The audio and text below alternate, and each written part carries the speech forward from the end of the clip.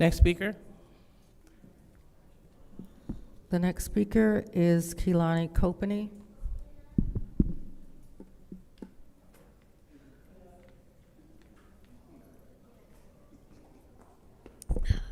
I'm Keelani Copany, and I am 12 years old. It's time to go over the rules I've been reviewing with you again because some of you are not grasping the concepts you should have mastered back in kindergarten. It's okay, though. Repetition is vital in developing these skills, so we will keep going over them until you can demonstrate you comprehend these skills. I'm even going to give you some examples of what you have done to break these rules. 1, treat others the way you would like to be treated.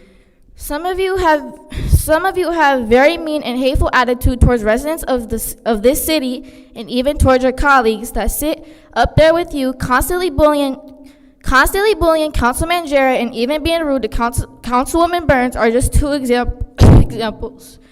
2, when someone is speaking, listen to them and give them your full attention. That means you don't roll your eyes and look down at your phone when the community is up here voicing our concerns. It also means not whispering under the table and gossiping like children when you should have your full attention on those speaking. You want us to be quiet and pay attention when it's your turn to talk. Then you need to start leading by example and show us you are an amazing listener. 3, your tone means just as much as what you are trying to say.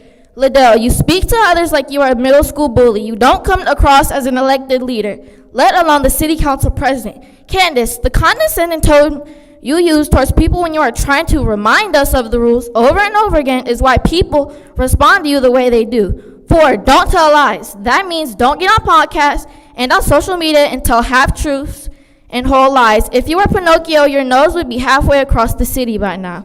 As elected leaders, I expect you to behave like a professional at all times when you're in these chambers. Hopefully your vacation time allows you to review these skills, and when we come back, you will be star students. All right, next speaker, Madam Clerk. The next speaker is Michaela Terry.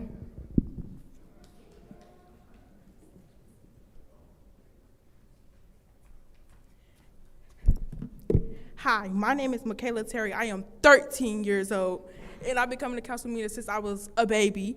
And I growed up and I matured more than any of y'all up there. I'm sorry. But I would like to see all of y'all mature up. And I love the way y'all talk about young people and their actions. I would love to see Liddell, Judy, and Candace grow up and mature. And thank y'all, from the bottom of my heart, thank y'all for being a great leader, leading us straight to hell.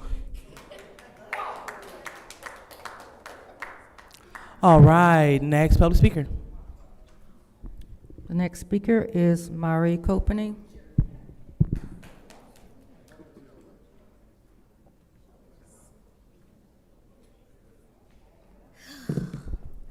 Oh man, Liddell and Candace, not only did you not look up at my sister when she was talking, you both had the audacity to get on that YouTube podcast, which is monetized by the way, and claim you are victims of political violence, making it out like you are just 2 public servants who are working for the residents and people are out here attacking you and making money and go viral. Let's be real, the only ones sabotaging these meetings and causing chaos are you. You purposely trigger residents and then run onto social media and play victim when we respond. You made a perfect example of this behavior Monday while residents were being arrested for pointing out that they were skipped during public comment. Y'all sat up there laughing and carrying on like middle school mean girls. And Liddell, you really recorded that video to post on social media to make it out like the council people that walked out just decided to leave for no reason. But you forgot to mention that Councilwoman Burns was kicked out. You forgot to mention that they were standing in solidarity with the residents that were removed. You thought you could control that narrative, but you didn't realize that we caught you on video laughing at those being arrested and taunting the same council people that left. Let's talk about the real victims of political violence in this city, the residents that come to the council of opposing voices. There is no reason to keep half a dozen officers in here during council meetings. It is a waste of time and resources. And as they have proven, some of them are not trained in de-escalation. In fact, it seems they are being told to be more aggressive to the residents that don't get along with the mayor, police chief, and council people Liddell, Leon, Candace, and Judy.